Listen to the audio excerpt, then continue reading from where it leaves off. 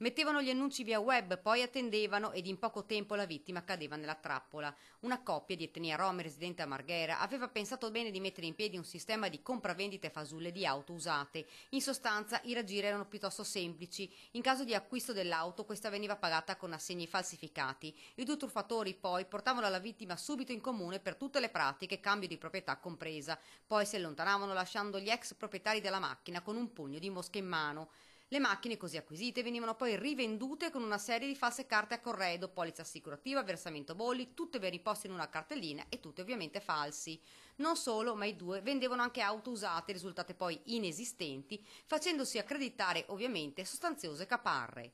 Sarebbero loro, secondo gli investigatori, gli autori seriali di numerosi colpi simili messi a segno soprattutto in Veneto, Emilia-Romagna e Lombardia.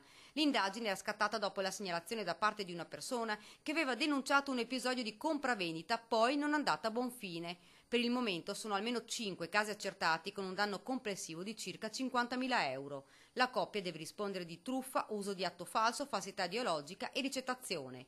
Gli inquirenti lanciano un appello a quanti sarebbero stati contattati dalla coppia a recarsi presso una caserma dei carabinieri per denunciare l'episodio. Non solo, ma i carabinieri raccomandano ai cittadini a prestare attenzione a chi offre beni via web. Bisogna stare attenti a verificare con precisione con chi si sta trattando e accertare sempre la bontà del titolo di pagamento.